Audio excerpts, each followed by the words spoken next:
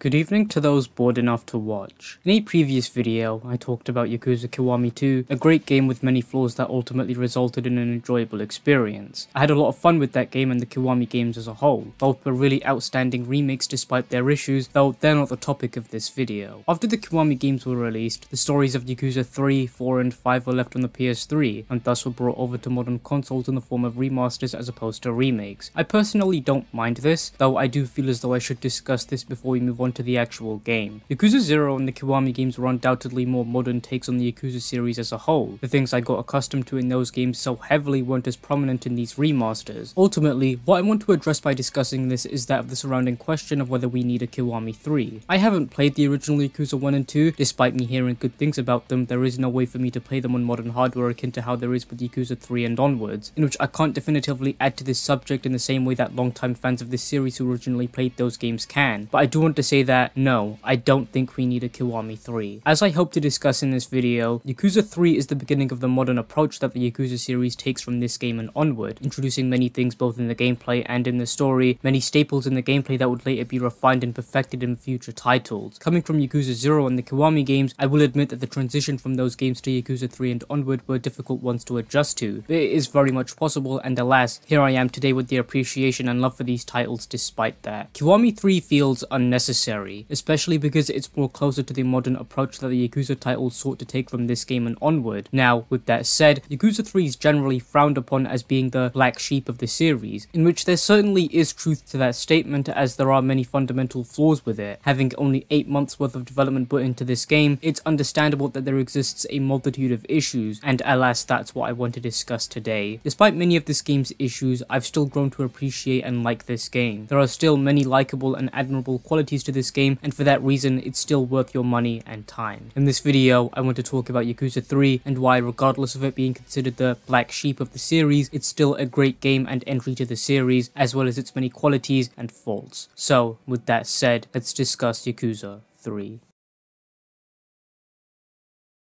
The game begins on a beach, Haruka sitting on the shore, as from within the diamond blue ocean emerges Kiryu, who walks back to her with the food that they'll be eating for dinner. Since the events of the previous game, he now runs an orphanage by the name of Morning Glory, and thus later that evening, dinner is served. Just as they're about to eat, a man by the name of Rikia arrives, though he doesn't intend to join them, explaining to Kiryu that a man he refers to as his boss has been shot. Meanwhile, within a car sits Daigo Dojima, now the 6th chairman of the Tojo clan, who soon finds himself in a phone call discussing a deal of some sort, expressing his disinterest for whatever this deal may be, and clarifies that his answer regarding this matter is final. He then discusses the matter with his assistant. It appears that this deal is occurring in Okinawa, and it also appears as though the Tojo clan may be in financial ruin, as a clan by the name of the Hakuho clan are the ones keeping the Tojo clan financially stable. Should they accept this deal, they'd make enough profit to last them another decade, though Daigo soon clarifies his refusal once more. He refuses to let those proposing this deal take the land that appears to be the matter of discussion, as such land belongs to Kiryu and the orphanage he runs rests upon it. After all he's done for the Tojo clan, Daigo morally objects to taking the one place he belongs from him. Going back to the Tojo clan headquarters, Daigo intends to ensure that no one can accept this deal behind his back, though when he gets there, there appears to be someone waiting for him in his office. A man that looks exactly like Shintaro Kazuma, and another man who stands silently behind him. He hands Daigo a deed to the land that Kiryu Kazuma owns, in which Daigo reinforces his refusal to follow through with this. The anonymous man accompanying Kazuma snatches the deed to the land, while he pulls something out of his breast pocket. Daigo interprets this as a gun of some kind and pulls out his own, though before he can use it, he gets shot and staggers to the ground. Meanwhile, Kiryu rushes to the hospital to inquire into a man by the name of Nakahara. He's also been shot, though by whom is unknown. Speaking to a girl by the name of Saki for a moment before she subsequently stands and hands Kiryu a drawing she made. Upon inspection, Kiryu is shocked, but he recognizes the man to be the one who raised him, Shintaro Kazuma. We then cut back to January of 2007 in Kamurocho. Kiryu and Haruka meet with Sayama. Before engaging in any discussion with her, the two decide to pay their respects to those that they've lost, in which after doing so, Kiryu and Sayama discuss their departure from one another. Kiryu and Haruka are going to be running an orphanage in Okinawa, and Sayama is going to the US to pursue her career. Meanwhile, Date and Sudo are talking from afar. It appears as though the latter has been given a promotion, and while Date is happy for him, Sudo is rather suspicious. He sees this as a bribe, as he notes that everyone involved with what happened in the previous game has been promoted, including himself and Sayama. Perhaps they think that keeping them happy will also keep them quiet about the police from both Kanto and Kansai doing nothing to stop the ongoing Yakuza war during that time. Furthermore, Sudo also finds himself more worried than anything, further noting that the police are removing themselves from Yakuza matters entirely, and without Kiryu to come to Kamurocho's aid should another crisis arise, he fears that the city will once again fall. Though, Date tells him not to worry, as after all Kiryu has done, he doesn't intend to let that happen in his absence. It appears as though he was right to assume so, as he intends to go to Kamurocho to not only give his goodbyes to Kazuki and Yuya, but also to speak with Majima and convince him to aid Daigo in ensuring that his position as the 6th chairman of the Tojo clan is concrete and can't be contested. With that, Kiryu and Sayama go their separate ways. In Kamurocho, Haruka just wants to have fun, in which Kiryu gladly accepts. This game ultimately seeks to write Sayama out of not only this game's story, but also the future Yakuza games, in which while it is obvious that this was done so Kiryu could go and piss about in the hostess clubs and bars, I do feel as though in terms of storytelling, this was also done because towards the end of Yakuza 2, Sayama was treated more as a plot device than anything. I didn't say much about it in that respective video, and I won't say much about it here either. I'm not an expert when it comes to romance, as I've said in that video about Yakuza Kiwami 2. But Kiryu and Sayama's romance plot in that game was honestly one of the worst parts about that game. It felt sudden and unnatural. Not only do we have the newfound hindsight that it goes nowhere in this game, but her being written out of the story only goes to further convey that she was nothing but a plot device, simply to move the story forward in terms of revealing the past of the Jinguya Mafia, and also to have a pointless romance plot that goes absolutely nowhere. Do I think that it was a good thing that she was written out? Yes, I do. Not only because I think that she'd contribute nothing to the game and the story, but also because of how conflicted I felt towards her character as a result of her writing being so inconsistent, being a really interesting character at some points while also being a pretentious baby at other parts. Additionally, their romance plot in the game felt way too rushed and sudden for me to be invested in it. If anything, I was indifferent towards it and found it to be more bizarre than anything. I do want to mention that this is entirely subjective, and if you do disagree with me, that is okay. With that, Kiryu and Haruka say their goodbyes to Yuya, and on their way to meet Kazuki, who's still recovering at the clinic, they're confronted by thugs, in which the game uses this as an opportunity to introduce the combat to us. I will talk more about that aspect of the game in due course, though for now, Kiryu says his goodbye to Kazuki and the doctor before telling Haruka to wait for him at the clinic while he goes to meet with Majima. Suppose Kiryu and Haruka define fun very differently. Finding him atop the Millennium Tower, Kiryu asks Majima to return to the Tojo clan and watch over Daigo in his absence, though he's initially met with refusal. Majima feels burnt out from the Tojo clan, as in his eyes it isn't what it used to be, though Kiryu eventually reasons with him. Majima feels trapped, with him having to sacrifice his own freedom to keep his own family afloat, in which Kiryu tells him that this is more rather his chance to achieve that freedom to do as he pleases rather than further that feeling of being trapped. Kiryu wants Majima to be Daigo's enforcer, and in order to do that, Majima is going to be the one putting people in line should they dare to rear their heads out of it. This appeases Majima. The more people he fights, the more people will be feared into respecting Daigo, and the more better off the Tojo clan and its redevelopment will be. Though while convinced, there's only one thing that can cement Majima's loyalty to seeing this favor through, and thus the two fight. After defeating Majima, the two stare over Kamurocho. There's one thing worrying Majima, and that's that he won't be able to stop Daigo if someone begins to set him on a strange path, though Kiryu assures him that his youthfulness doesn't translate into stupidity, and the two go their separate ways. Majima vows to see this through. After all, Kiryu beat him in a fight. We then cut to 6 months later. It's now the summer of 2007 and Kiryu and Haruka are settling into their new lifestyle in the orphanage. Just as they're about to have dinner, they notice that Izumi, one of the younger children, is missing. Kiryu says to eat without himself and Haruka while they go and find her, eventually doing so at the shore of the beach. Kiryu listens as she talks about her struggles as an orphan and how she feels as though she's made fun of by her peers at school. Kiryu comforts her and tells her that she does have a family, right there at the Morning Glory orphanage. Even if no one there is blood related, they're all connected through familial bonds, as what defines family includes many other factors other than blood. He then addresses her more specifically. He's aware that he could never replace what having a real father is like, but that never stopped him from loving her like his own from the moment she joined him at the orphanage. With that, Haruka arrives and the three walk back to the orphanage, finding that no one had started eating, not without Izumi, and thus they all enjoy their dinner together. 6 months later, in March of 2008, Kiryu is chopping wood before Haruka approaches him with what appears to be an eviction notice. She also notes two strange individuals of whom have been menacingly staring at the orphanage from a truck, though before Kiryu can confront them, they drive off. Deducing that they're a part of the Ryudo family, he decides to pay them a visit. With that, we're given the opportunity to search downtown Ryukyu for the first time in the game in search of them. Based on a section of the real-life city of Naha, this is where Kiryu has been residing with Haruka in the orphanage. It is a place that we will be returning to quite frequently as a lot of the beginning sections of the story transpire in Okinawa. We'll talk more about the beginning section of the story in due course, though for now, Kiryu finds the two individuals from earlier. The family captain, Rikiya Shimabukuro, escalates their confrontation into a physical one, showing his viper to Kiryu in hopes that he'll be phased, though Kiryu seems to find the snake on his back rather cute. Jokes aside, the two fight. It is here that I do want to talk about the combat in this game, in which there is definitely a lot to discuss. Anyone familiar with Yakuza 3 would have at some point heard the name Blockuza 3, because blocking your attacks is the enemy's best friend. I can only assume that this was intended for you to find the opening through other means that doesn't include just mindlessly doing the same rush combo until you take them down, though at times it is what you'll find yourself doing, because trying to find an opening is nearly impossible. One of these somewhat reliable techniques that I found was attacking from behind, though even then that can be useless at times. If you want me to find openings in the enemy's attack patterns, actually implement openings in their patterns. When you do eventually get behind them and begin attacking, they'll just turn around at an unusually fast rate and block anyway. Not to mention, trying to get behind an enemy in this game is rather difficult, mostly because when trying to quick step behind them, there appears to be an interval of time where Kiryu seems to float for whatever reason, in which you find yourself in the same position you did the quick step from. The combat wasn't necessarily very difficult, just very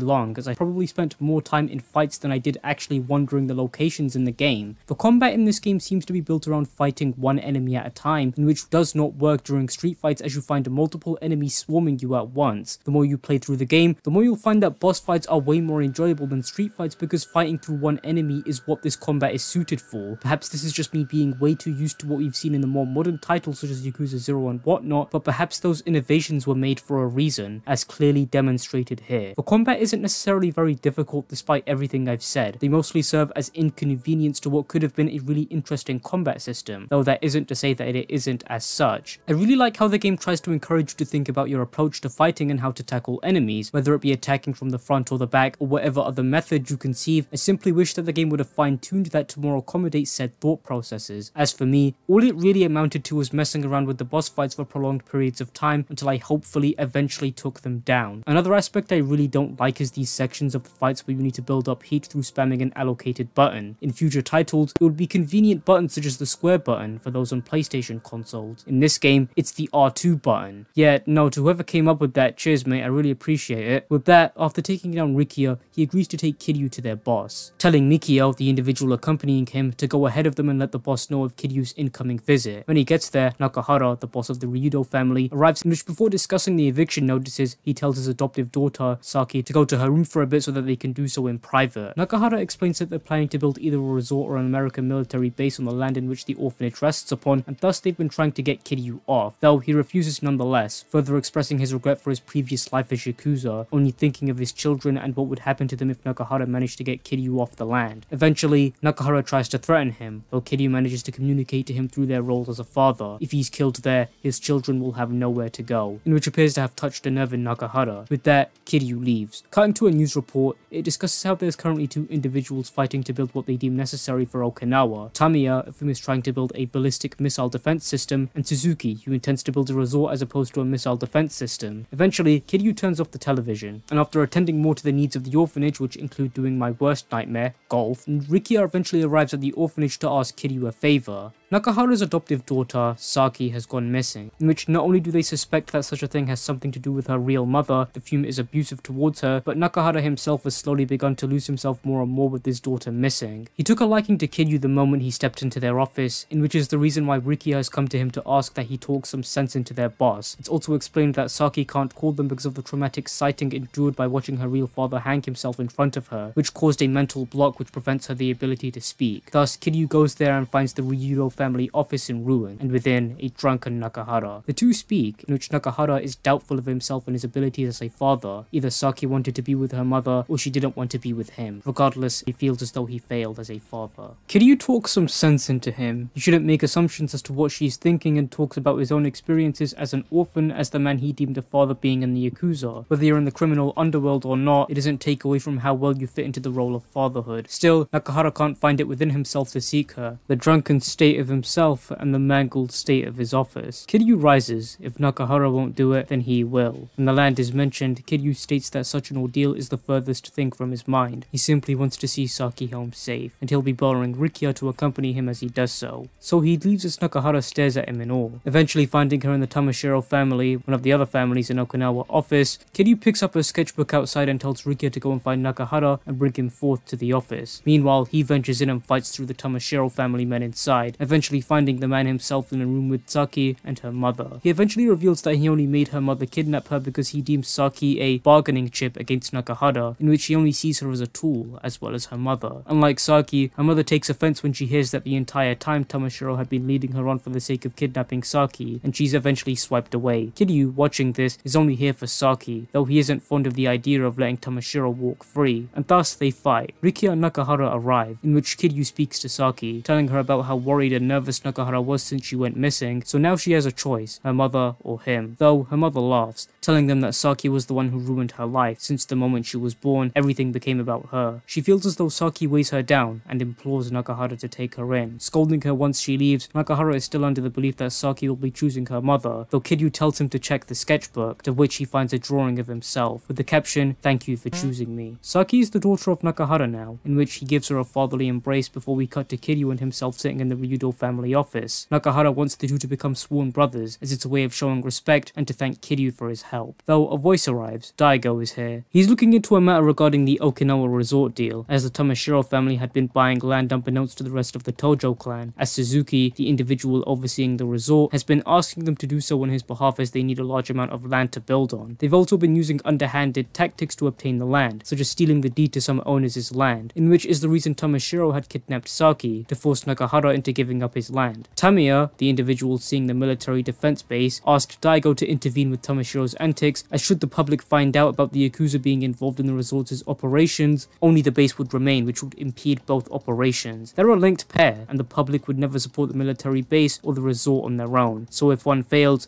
then both fail. Thus, accompanied by Tamiya's personal secretary, Shoyo Toma, Daigo finds himself in Okinawa. He normally doesn't intervene with the Tojo clan subsidiary business, though this could attract unwanted police attention, which is the last thing they want at the moment. Additionally, he's not fond of Kiryu's orphanage being threatened. He promises that the Tojo clan will stay away from Okinawa as long as Daigo is chairman, for incurring the wrath of Kiryu would be the last thing he did. With that, he takes his leave, and it's only now that Nakahara realizes who he just swore an oath of brotherhood with. Back in the present day, Kiryu gets a call from Kashiwagi, who informs him of Daigo being shot, in which he describes the man who shot Nakahara being responsible. At the orphanage, Haruka joins Kiryu at the beach as the two discuss the possibility of Kiryu going back to Kamurocho. He's not fond of the idea. He has responsibilities to attend to, such as taking care of a larger number of children. He can't just drop everything to go running back to Kamurocho like he did in the previous game. Rikia arrives, begging to go back to Kamurocho with Kiryu, and while Haruka promises to look after Saki and the orphanage, Kiryu tells Rikia that they'll be leaving the next night, and when he runs off to go and begin preparing, Kiryu once again addresses Haruka, telling her to look after Rikia as well. Kamurocho is too dangerous for him, and Kiryu feels as though this is his own burden to bear. The next day, we spend some time with the children of the orphanage before leaving that night. So, while Kiryu does such entrancing activities such as chasing a dog around town, I want to take this time to talk about the pacing of this game, especially at the beginning, as such moments of the game take the time to set up the greater plot of the game as well as its many themes, introducing friends, foes, and everything in between. On one hand, it really was a great experience to see where Kiryu is in his life during this game and how far he's progressed, especially as someone who started from Yakuza 0. It really is such an amazing experience to join Kiryu in his many emotional and adrenaline pumping journeys between these games, seeing the position he's in during each one and how his life is. Having the children at the forefront of his mind and spending so much time with them really is an interesting thing to experience as the player, as the only moments we got with aspects of this nature up until this game were that of with Haruka. Seeing Kiryu interact with the others really furthers the theme of fatherhood, seeing him conflicted about going back to Kamurocho as he simply wants to focus on his responsibilities at the orphanage but is ultimately roped back because of the looming threat of them losing their land. Additionally, introducing characters like Rikia,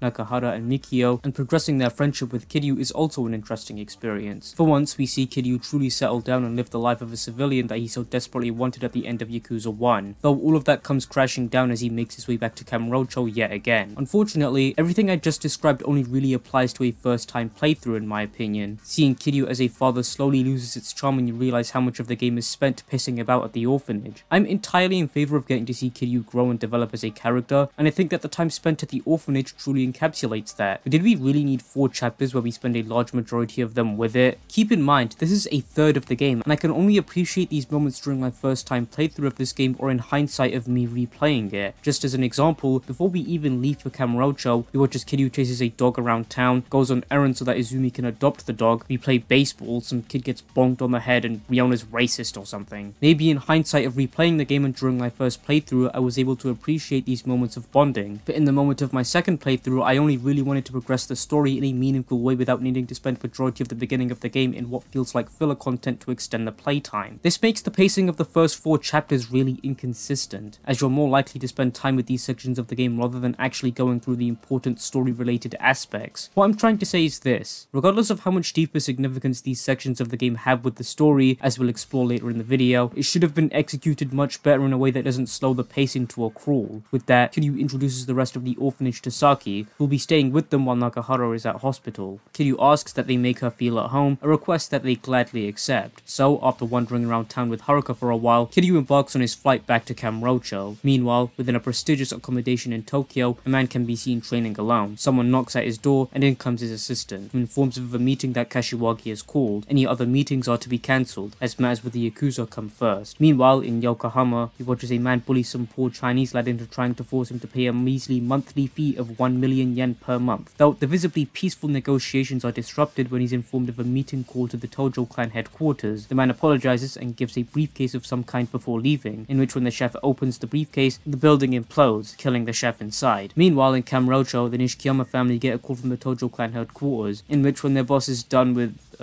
the thing he was doing, he gets excited, not with his dong this time mind you, and assigns his men different tasks for a war of some kind. We then cut to the first individual who tries to reason that fighting for Daigo's position seems immature as he is very much alive, though such rationale ultimately falls upon deaf ears, as he still demands 1 billion yen regardless. Back with Kiryu, of whom has arrived in Kamurocho, recognizes it to be no different than the day he left. Still large crowds of all different kinds of people roaming the town, ranging from young lovers, businessmen, school students, salarymen, and much more. Though Kiryu notices trouble brewing in Stardust and thus decides to pay them a visit before going to see Kashiwagi. Inside, Kiryu watches as Yuya and Kazuki turn down an offer of money in exchange for their club. The people trying to buy it are the Nishikiyama family, as Kazuki deduces that they want the club to use as a base of operations against the Yakuza war against the Kazuma family. So, as Hasibe, I don't know how to say that name, the captain of the family, is met with Kiryu's refusal when asking him to leave, and thus they all engage in a brawl within Stardust. After taking them down, Kazuki updates Kiryu on how the Tojo clan has changed in the time that he's been gone, specifically that of the power structure and concerning the Nishikiyama family. While they've always been troublemakers both under the first and second patriarchs, Yuya notes how they've begun to pester businesses and shops around town more forcefully, in which they were held off due to connections with the Kazuma family. However, from an unknown source to them, they've recently obtained large sums of money that they've been using to buy all of the properties which belong to the Kazuma family. Kashiwagi, while in normal circumstances would do something in retaliation, has decided not to do anything drastic in response, as given his newfound position as the captain of the Tojo clan, he makes it a point to avoid internal conflict whenever possible. Just then, Kiryu gets a call from the man himself, who has an important matter to discuss, as does Kiryu with him. They agree to meet at the Millennium Tower where the Kazuma family office remains situated from the previous game, though the police are currently crawling around the tower's vicinity, and thus Yuya gives a route around them. With that, on his way there, Kiryu is confronted by men in black, of whom say not a word to him but make it clear that they intend to attack. With that, they fight. After taking them down, they rise once again, as they don't intend to go down until Kiryu is dead, though they're interrupted by police sirens from afar and thus take their leave. After of which, we chase an individual wearing a black suit as Kiryu mistakes them for the group who attacked him. But he's no threat, he's our good man Mac. After our brief meeting with Mac, we reach Kashiwagi in the Millennium Tower, who tells Kiryu of what's been happening concerning that of an officer meeting that recently occurred in the Tojo clan headquarters. With what happened to Daigo, the Tojo clan has no one to lead the clan, and thus it was proposed that Kiryu be brought back to guide them through this period in time. This is supported by Yoshitaka Mine, but opposed by by Tsuyoshi Kanda and Go Hamazaki. See, they're concerned with the aspects of honor regarding this situation. They shouldn't be thinking about possible replacements for their supposedly dying chairman, they should be getting revenge. Hamazaki suggests that trying to figure out who's trying to dismantle the Tojo clan should be their next step, but Mine disagrees, under the belief that rebuilding and solidifying their clan during time of crisis should be their priority. Kanda threatens to kill Kiryu and mentions what Shindo did previously, that Kiryu is an enemy of the Nishikiyama family and that they still dislike him, not only for his fight with Nishiki but with Shindo as well. Hamazaki isn't against killing Kiryu, but letting Kanda run the clan is something he won't allow. During this discussion, the spotlight is finally picked on the fourth officer who's been rather uncharacteristically quiet, Goro Majima. He doesn't care about the entirety of this discussion and leaves them with their current options: hunt down the man they think shot Daigo or have Kiryu beat them within an inch of their lives. He doesn't really care about what they do as long as they don't go anywhere near the Majima family's area. Back with Kiryu, he pulls out the drawing given to him at the beginning of the game, depicting the man who shot Nakahara. He learns that Daigo was in critical condition at a hospital that Kashiwagi checked him into, though Kiryu will need to trust that as it would be a risk for someone to follow him in if he were to go and visit. The question of how the same man managed to travel from Okinawa to Tokyo so quickly is raised, though before any speculation can occur, the lights go out. Looking out of the window, it appears as though the rest of Kamurocho is unaffected, and before them, a helicopter descends and from within, a machine gun emerges, spraying the office with bullets before taking its leave. Kiryu rises unharmed, though Kashiwagi wasn't as fortunate. Kiryu holds him as Kashiwagi, in his final breaths, asks Kiryu to find the man who's working with Kazuma's lookalike. Someone within the clan is trying to push through with the Okinawa resort deal, and with Kashiwagi letting go of the struggle for life, Kiryu rises to take the moment to mourn. Though he has no time as the Millennium Tower is swarmed with police, he grabs the drawing and runs out of the office, leaving Kashiwagi's deceased body within. Outside of the tower, Kiryu tries to join the confused crowd leaving the building, though he didn't seem to notice the blood on his clothes. A police officer tries to stop him, though Kiryu runs away before he can be questioned. When it comes to these sections of the game, I actually used to dislike them a lot during my first playthrough. I thought the controls for this section made them difficult to complete simply due to how sensitive they were, among many other things. But in hindsight, looking past that, the premise for these sections was honestly really interesting. It sees you needing to learn these levels created and use the environments around you to gain a distance between the people you're running from or get closer to the people you're chasing. I think that it's a very interesting aspect of the game, and looking past the controls for the remastered version ruining the execution, I actually rather like these sections, as it takes mastery of knowing the surrounding environments to get the advantage over the people you're running from. Though, with that, after losing the police, Kiryu runs into Date, in which the two decide to talk at a bar that Date has grown accustomed to. This section of the game sees you needing to move past Kamurocho with Date and act natural whenever near a policeman, or you can do what I did and have one spot you and try to run away, only for Date to call you back to him and find the same guy still chasing you. This policeman is really dedicated to his job, innit? With that aside, Kiryu and Date enter a bar. This is New Serena, reopened for business after the events of Yakuza 1, though Kiryu has no time for gawking, as an associate of Date enters the bar and gives him an envelope of papers to show Kiryu. He also explains that he's been working for a paper, and this situation with the Okinawa resort deal that Kiryu has been dealing with is also a story that Date has been chasing. Within the envelope, there are pictures of 5 Tojo clan associates, in which we can use this time to learn more information about the Tojo clan associates we'll be dealing with in this story. After some speculation as to who they're dealing with, from attacks from the men in black suits and the helicopter attack, Date tells him that for now, they should focus on trying to find the traitor of the Tojo clan, the one trying to push the resort deal through. After Date gets bullied by the owner of the bar, Kiryu decides to go after Kanda, the one they believe is the most likely to have killed Kashiwagi. Though outside of the bar, Kiryu gets a call from Rikia. He's here in Kamurocho and he's a bit lost, thus we go to look for him. I really don't like how this section of the story is so keen on wasting your time. In the grand scheme of things, this probably isn't much and I can look past it, but I don't like how this game makes you go to every convenience store in town to find Rikia, only for him to show up in a park. Perhaps this was simply to emphasize that he's a foreigner to Kamurocho and doesn't know the area much, though you could have removed parts like this that make you go to every store in the area before a scripted event happens in a completely unrelated area when you're finished checking all of them. Once again, this is probably me just nitpicking, but I do feel as though it is worth bringing up as it does slow down the pace of the game quite a lot. With that aside, Kiryu finds Rikia guarding a girl of whom has been taken by the Nishikiyama family, in which Kiryu steps in and fights alongside Rikia. After doing so, we learn that Kanda is in a hotel, in which after getting there, the two run into some resistance before getting to Kanda. No worries though, Rikia comes up with a solution and thus the two find themselves in the elevator and closer to finding Kanda. Kiryu tries to ask some questions before Kanda begins running away. In pursuit of him, all they find is the Nishikiyama family men, in which Kiryu and Rikia decide to separate in hopes of finding him quicker. This long fight is one which sees you not only needing to fight the Nishikiyama family, but also find Kanda through bursting into rooms in the hotel in hopes of finding him, in which after going through the upper floors, we eventually corner Kanda into one of the rooms, and we'll need to fight him before we can make him talk. After doing so, Kanda says the one who shot Kashiwagi was Hamazaki, as he had been looking to control Kamurocho and needed to kill Kashiwagi in order to take the steps towards doing so. Rukia finally catches up to us, in which after exchanging information, Kiryu doubts Kanda was the one who killed Kashiwagi. He promises he'll find the one who shot Nakahara and tries to convince Rukia once again to go back to Kamurocho, though he refuses. He needs to find the man who shot Nakahara and begs Kiryu to let him stay in Kamurocho. Kiryu agrees, but on one condition, that if they ever come across the man in the sketch, Rukia is not to go after him alone. With that, the two decide to go and get some drinks, food, and overall enjoy some bonding together, as Kiryu intends to show that Kamurocho is not as scary as Rukia thinks. With that, the two spend some time in town together, in which I will talk more about this section in due course when it's more relevant. For now, we meet back with Date and Sarana, who wants to catch up about what's been going on. And thus, while the two do that, we cut to Hamazaki commanding that Majima takes out Kiryu if he continues to involve himself in the Okinawa resort deal. Back at Sarana, Date and his senior editor find him and reveal some information that they've learned, that the Ministry of Defense, Tamiya, is finally going through with the military expansion plan, though such a thing hasn't stopped Suzuki, as he's still going with his resort either way, and the one secretly assigned for construction is none other than the Majima family. Shocked and confused, Kiryu decides to go to Purgatory in hopes of finding Majima for answers, in which when he gets there, it appears that Majima had plans to play a few tricks on him before eventually leading him to an abandoned coliseum. The two discuss the resort deal, in which Majima mentions that he's trying to make things easier for Daigo, despite the fact that he didn't want any part in the deal, in which Majima suddenly stops answering questions. Even if someone's framed him, he's not going to give up answers to this situation for free, and with a click of his fingers, the once abandoned coliseum springs to life, with people cheering from their seats that were once empty moments ago. And so, with the stage set, the two fight. I really like this fight with Majima. It's the second in the game and one that was quite interesting to play through, though with that aside, after beating Majima, Kiryu meets him back at his office where the two discuss what's been happening. Majima mentions that Hamazaki is the one trying to gain control over Kamurocho and has been trying to gain all of the properties within to push through with the resort deal. He went to Majima with an offer in order to frame him, as the moment the public learned of himself and Suzuki being in discussion, they'd be in prison, though Majima mentions that Hamazaki has more gold than meets the eye. The two descend and we find the florist, who's been working with Majima after losing the rights to his place following the events of the previous game. He shows Kiryu that Hamazaki has been working with a man he's quite familiar with, Lau Ka-long. When Hamazaki went to Okinawa, he didn't have much staying power, in which through the Snake Flower Triad's aid, he was able to quickly rise to prominence within that area. He appears to be planning to build some sort of casino underneath the resort if he can make the deal go through, in which it's intended to be run by the Snake Flower Triad, perhaps as Hamazaki's way of repaying them for their aid in his rise to power in Okinawa. The florist mentions something else, that he was hired by Daigo to find all of this information. A year prior, he approached the florist in hopes of finding out a traitor within the Tojo clan, and after some thorough investigation, the following information was found. After a picture of the Kazuma lookalike appears on the screen, something urgent appears in Kamurocho, as the screen displays Lau Ka-long leading his triad into Kamurocho, showing a picture to one of his men in which they all disperse into the city to find one man, Rikia. Kiryu frantically calls him, though during their conversation, something happens to Rikia, leaving Kiryu no choice but to go and find him. This leads into a long fight, where we need to fight through the triad in hopes of finding where Rikia is. I enjoyed this section of the game except for one section here, where we're forced to fight through multiple enemies, where more doesn't stop spawning if you don't gradually attack a singular member more. It really does disrupt the pacing of an otherwise fast-paced section of the game, though with that, after fighting through Kamurocho and also chasing this individual down, we eventually reach the place that the Snake Flower Triad is keeping Rikia in. Lau Ka-long mentions that he forged his alliance with Hamazaki solely for revenge on Kiryu, in which the two prepare to fight. I really liked this boss fight of the game. We haven't seen or heard anything from the Triad in general since Yakuza 1, yet the game manages to captivate my interest, and through this section here, it once again captures what made the fight during the first game so interesting. That on the surface, while the two were fighting for Haruka, there was an underlying sense of tension between them, as though they were fighting for more personal reasons on top of that. Before, it was Kiryu who wanted to get payback on Lau Ka-long for what he did prior to that section of Yakuza 1, though here, it's Lau Ka-long wanting to get revenge on Kiryu for basically shutting down his syndicate after taking him down in Yakuza 1. It once again adds to the theme of consequence, as we get to see how the events of Yakuza 1 continues to impact the stories of future games. Though, with that aside, we finally take down Lau Ka-long, though he continues to persist as he tries to force Kiryu to watch as his men decapitate Rikia. Though, before anything can be done, gunshots ring out. The men holding Rikia fall to the ground, and from atop a roof stands the Kazuma lookalike. Shooting Lau Ka-long in the head and trying to walk away, Kiryu calls out to him, demanding to know if he is Shintaro Kazuma or not.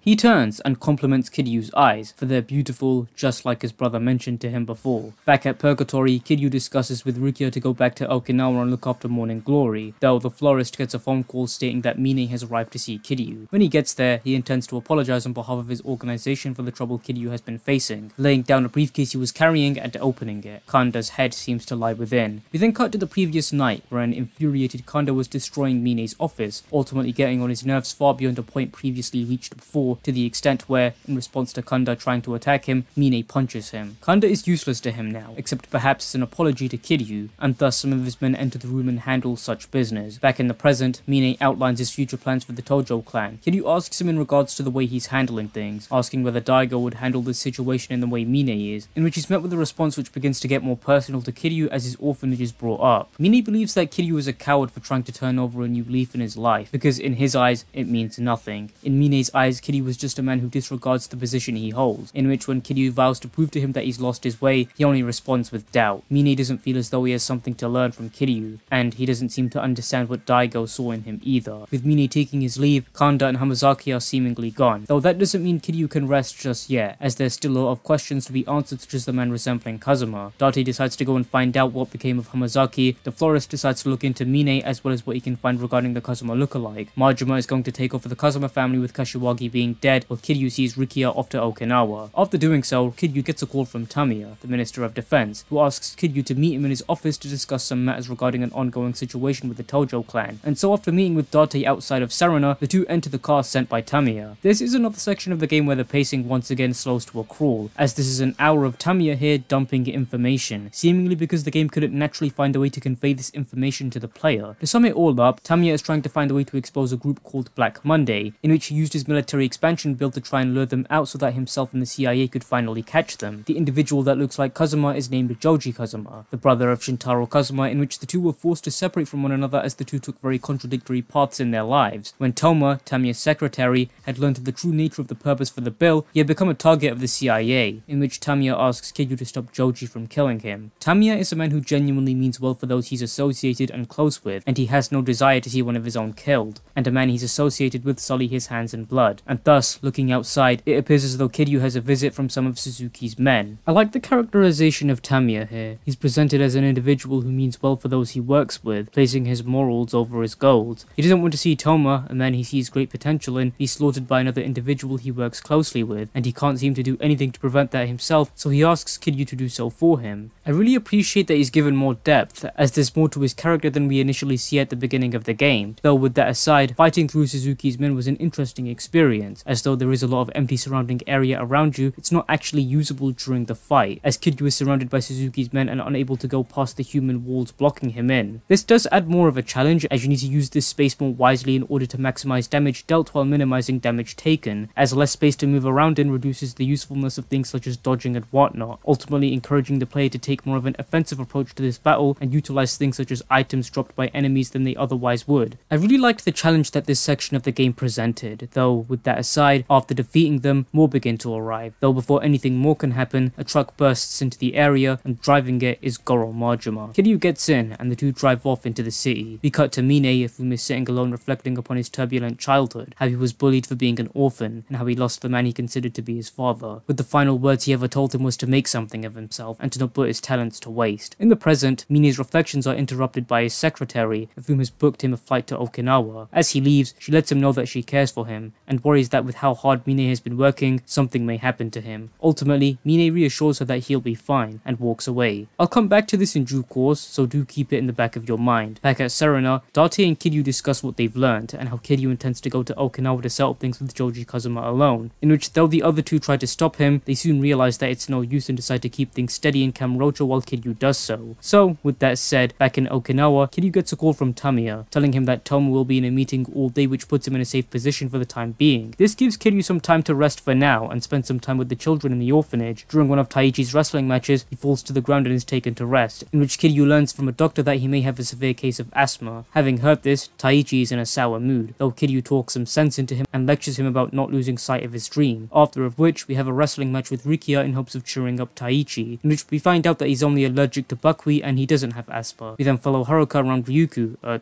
lovingly of course, and learn that she's been unknowingly distributing counterfeit credit cards, as as she wanted to make some extra money in response to a misinterpretation of a conversation she overheard between Rikiya and Mikio. After that, we chase Ayako around town as Kiryu tries to squash a conflict in the orphanage as the other children don't respect and appreciate Ayako's efforts for them. After the antics of the orphanage are dealt with and a brief union with Nakahara, Kiryu finally receives a call from Tamiya informing him of where he thinks Toma may be, and so after looking around town, Kiryu enters a bar just in time to see Joji gradually making his way to an unsuspecting Toma. Kiryu stops him and states that he knows why Joji's about to put a bullet between Toma eyes, and ensures that the bullet misses his head. Joji promises to stop trying to kill Toma if Kiryu beats him in a fight, in which the terms are accepted. In hindsight, this cutscene and the words exchanged between these two carries one of the core themes of this game and encapsulates it perfectly: familial relationships and how blood isn't exactly a core part of connecting two people together, it's their bond and their loyalty to one another. Joji questions if Kiryu can truly fight the man who carries the blood of his father figure, but Kiryu isn't fazed by such doubts, because he believes in the bond that he had with Shintaro, and thus the two fight. After defeating him, Joji promises to keep to his word and refrain from killing Toma, who's returned to inquire into why Tamiya asked Kiryu to save him. Realizing how respectable of a man his mentor is, Toma breaks down in tears and apologizes for betraying him in favor of Mine. As Joji wakes up from a slumber and tells Kiryu that not only did he not intend to shoot Nakahara and Daigo, he wasn't the one who did it. One of his colleagues had shot Daigo when he had mistakenly interpreted Joji to be pulling out his gun, and so as a result of Daigo having a weapon trained on him, he was shot by Kazuma's colleague, in which he soon mentions that Daigo is in grave danger as long as Mine knows where he is, which isn't an impossibility, this being due to the fact that Mine is working with Black Monday, in which after disclosing Daigo's location, Kiryu sets off back to Tokyo before being interrupted by Taichi, who somehow knew where Kiryu was. I'm not too sure about that one either, who's panicked about something that happened at Morning Glory. He recalls the moments where Mine and the Tamashiro family arrived to wreak havoc at the orphanage, in which Mine insults the children here. I'll return to this later, so for now, we watch as Nakahara is taken hostage, Mikio is severely injured and the building is destroyed. Kiryu returns to the orphanage to find the place in ruin. The children are frightened at their home being destroyed and Mikio is in need of medical attention. Eventually they're told that he'll be fine, in which Kiryu decides to go after Tamashiro, who has Nakahara hostage at a bull ring. Rikiya tries to insist on coming with him, but Kiryu refuses. Rikiya won't prove anything to himself if he throws his life away for no reason. If anything, he'll die a pointless death. Kiryu warns him of this, and then leaves to go and face Tamashiro. When he gets there, he learns that Tamashiro was tasked with stalling him while Mine made his way to Tokyo, in which he intends to kill Kiryu in hopes that the Hakuho clan will make him a millionaire, and if he wiped out the Ryudo family with him, Okinawa would be easy to overtake as his and his alone. He summons Nakahara to the center of the ring with the bulls within, as well as his men to attack Kiryu, though, just in time, Rikiya arrives. He's here because he saw Saki sneakily making her way to the ring alone, in which he informs Tamashiro that the police are on their way. Learning this, he fires bullets which sets off the bulls within the ring. They surround Nakahara, though in the heat of the moment, a scream rings out. Saki screams out to Nakahara to look out for the rapidly approaching bull, in which he grabs by the horn and hurls it across the ring. So, that leaves Kiryu to fight the Tamashiro grunts. This eventually leads to a fight with Tamashiro himself, in which it's a relatively easy fight, so after beating him, Saki and Nakahara embrace. Though with the attention of Tamashiro, he picks up his gun, aims directly for Kiryu, and shoots. A gunshot rings out, though Kiryu didn't take the bullet. Rikiya was standing before him. He falls to the ground, and as Tamashiro is about to shoot again, another gunshot rings out, this time striking him in the head. Joji is here, though he's here a little too late. This scene is probably one of the best in the entire game. During my first playthrough, I could not have seen this coming and was just as shocked as anyone when Rikiya met his demise, in which this scene is written perfectly. Rikiya himself only begins to understand what's happening as Kiryu gets more and more panicked at the prospect of him dying, with him only asking about what he was told earlier, whether this counts as him throwing his life away for no reason. Especially if Kiryu spent time with Rikiya during the moments of the game where you were given the option to, this would have been more impactful, as throughout the game we see Rikiya mature from a Yakuza who's way in over his head, becoming more level-headed and mature. To Kiryu, he was young with a good heart regardless of how much he showed that in practice. This is one of the most emotional moments in the game, as Kiryu is normally a stoic character of whom is rather reserved, but ultimately here, he's in tears at Rikiya's death. Another great detail is that of Joji trying to provide comfort in this moment, as he puts his hand on Kiryu's shoulder as he cries for Rikiya. This moment, right here, is why Yakuza 3 should not be skipped, because Rikiya is a character worth remembering, regardless of how much he's never brought up again in the rest of the series despite the slightest of references if you're willing to interpret that far in Yakuza 5. Ultimately, Kiryu promises not to let Mine win, and thus, his cry for Rikiya echoes out into the air as the screen fades to black. On their way to Tokyo, some members of the Hakuho clan suggest throwing a bit of a party when they get there, celebrating the solidified opportunity to become the 7th chairman of the Tojo clan. However, Mine, of whom is on the same plane, appears to be annoyed when he hears them talking badly about Daigo, eventually having enough and stabbing one of their hands, scolding them for celebrating the risk of Daigo dying. Back in Okinawa, Kiryu and Haruka get ready to board a private jet given to them by Joji, of whom refuses to shake Kiryu's hand until this is all over. They'll meet on the roof of the hospital, and thus they make their way to Kamurocho. Mine sits beside Daigo and takes the famous phone call we all know and love, for alluding to the fact that it won't be just Kiryu joining them at the hospital. With that, he leaves the room. As for Kiryu, this is our chance to tie up any loose ends that may still be present in our playthroughs, such as completing sub-stories, grinding or stocking up on healing items. It's here that I want to talk about grinding in general, which definitely isn't as prominent of a part in the gameplay of this game in comparison to Yakuza Kiwami 1 or 2. The story rewards you quite decently throughout, and you also begin with enough of your moveset and enough health to last throughout the game. I actually really liked this, as it allowed for me to enjoy more of the game in general. While one may argue that the atmospheric nature of enjoying this game's world through side content is absent from this game as a result, I'd rather that than this game grinding get gradually more stale as you continue. Additionally, not all of the atmospheric qualities of this game are gone, as if you'd like, you could still roam the locations and complete sub-stories if you please. With that though, once Kiryu enters the hospital, he's greeted by many members of the Hakuho clan, who don't intend on letting him get through without a fight, and thus we do exactly that, fighting through a literal army and storming through the hospital in search of Daigo and Mine, in one of my favourite long fights in the entire game. There is something so beautiful about this section, ranging from the OST to the stakes being presented within the story-related context behind what's happening here, and every time I play through this section it somehow manages to put a smile on my face. With that though, we eventually reach Daigo's room, though the only person within is the same man who attacked us earlier in the story. He tells Kiryu that Mine has taken him up to the roof, in which if he wants to get there, he'll need to fight him. So, we do exactly that. Subsequently reaching the roof of the building, we find Mine and Daigo. It's here that Mine explains his background as an orphan, not having anyone to confide in or rely on, making attaining wealth his sole goal as he wanted to make something of himself. Though, when he eventually obtained that, he realized how quickly those around him were willing to abandon him as fast as they'd pledge loyalty, as they only ever came to him for one thing: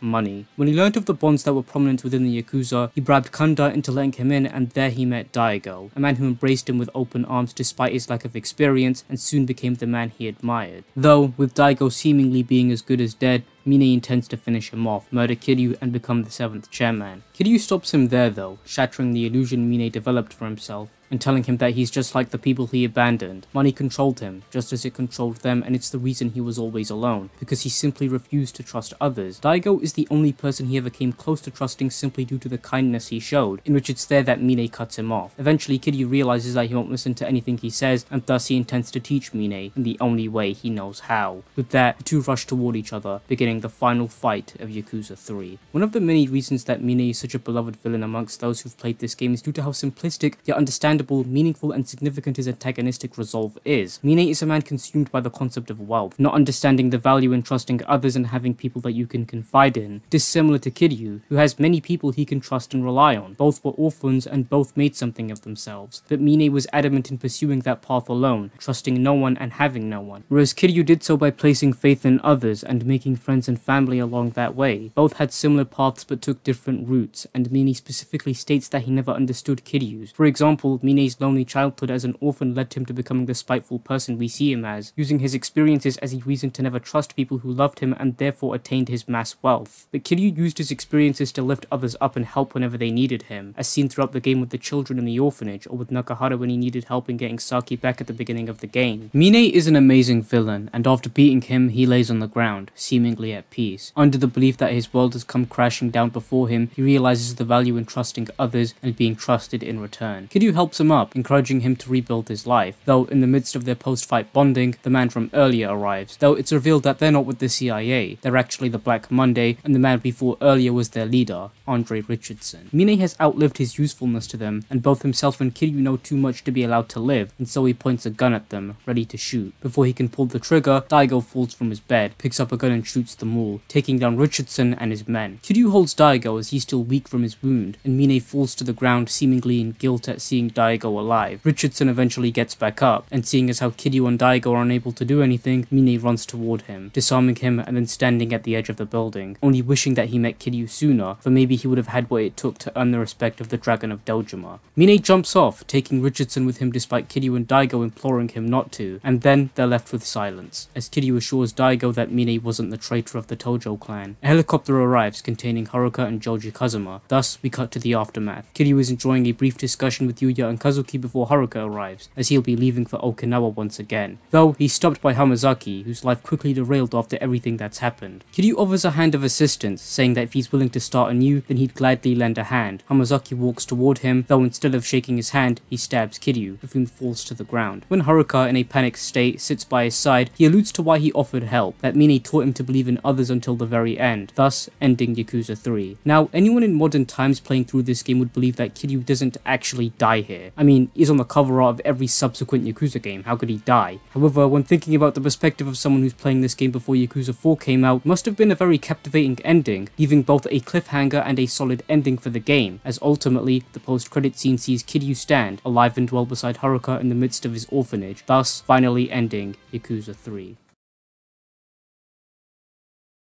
After beating this game, there is quite a bit you can do, such as exploring many of the side content in New Game Plus, such as sub-stories and other pieces of side content such as karaoke and whatnot. Additionally, you can also wander the streets with Rikia, for those who didn't do so before his death in the main story. There's also the Colosseum fights and much more waiting for you after beating the game, in which I do appreciate. So, with that said, I do want to conclude things.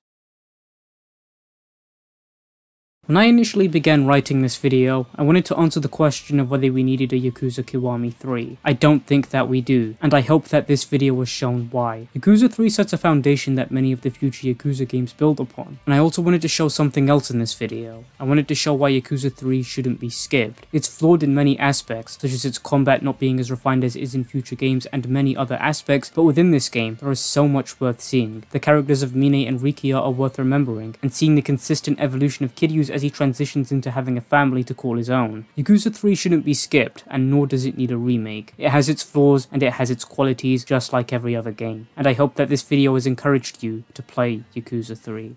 So, there's the video. I hope you all enjoyed it. This video has been in the works for a long time. I hope the wait was worth it. I apologize if my voice sounds different. I'm recording parts of this video on different days. If you want to view the list of games I want to make videos about in the future, then you can always do so through the link in the description. Additionally, if you want to follow me, then my socials will be linked in the description, as well as any afterthoughts or messages I may want to add. With that, I haven't really got much else I want to say, so I'll see you all in my next video. I hope you all enjoyed the video, and I wish you all a very pleasant evening.